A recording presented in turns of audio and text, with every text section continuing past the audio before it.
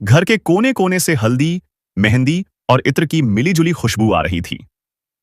खुले आंगन में महिलाएं बन्ना बन्नी के गीत गा रही थीं। दूल्हे की मां पारंपरिक लाल साड़ी में ढोलक पर थाप दे रही थी।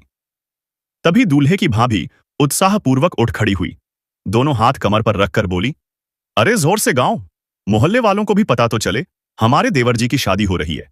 लाखों में एक है हमारी देवरानी। चारों ओर हंसी गूंज उठी।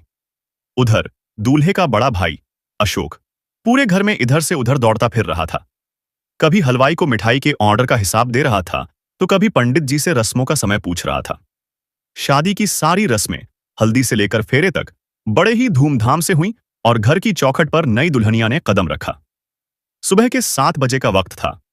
घर में चहल पहल शुरू हो चुकी थी। अंदर कमरे में नई नवेली दुल्हन विनीता चादर में मुंह छुपाए सो रही थी। विनीता, उठो, जल्दी करो, सुबह के 7 बज चुके हैं। सब लोग बाहर तुम्हारा इंतजार कर रहे होंगे। विनीता, विनय ने धीरे से कहा, लेकिन कोई असर नहीं। अरे विनीता, सुन रही हो या नहीं? मां ने कहा था, आज बहुत सी रस्में करनी है। यह कहते हुए विनय ने उसका कंधा हल्के से हिलाया। नींद में गुम विनीता ने आंखें आधी खोलीं और बड़बड़ाई, क्या है विनय, मुझे सोने दो, बहुत थक गई हूं। विनय ने एक गहरी सांस ली, मुस्कुराया और खुद तैयार होने चला गया। थोड़ी देर बाद वह बाहर आया तो भाभी अलका मुस्कुराते हुए बोली, हमारी देवरानी तैयार हुई या नहीं? मीठा बनाने की रस्म करनी है। विनय ने हंसते हुए जवाब दिया, भाभी, शायद थकान ज्यादा हो गई है उसे, अभी उठी नहीं है। बाहर मेहमान आ चुके थे। नाश्ता परोसा जा रहा था और सबको नई दुल्हन के आने का इंतजार था।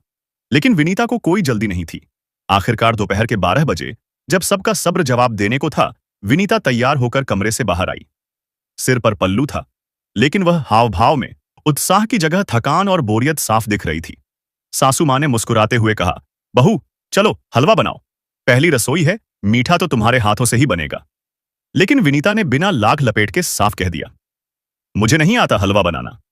सास के चेहरे की मुस्कान थोड़ी ढीली पड़ी, लेकिन बड़ी बहू अलका ने माहौल संभालते हुए कहा, कोई बात नहीं, मैं बनाती हूं, तुम बस कड़छी घुमा देना, रस्म तो पूरी हो जाएगी। विनीता ने अनमने ढंग से कड़छी पकड़ी और 2 बार कढ़ाई में घुमाकर किनारे हो गई। हलवा आखिर भाभी अलका ने ही पूरा बनाया। भाभी ने हलवा पकाया, सबने तारीफ की, लेकिन विनीता जैसे वहां होते हुए भी वहां नहीं थी।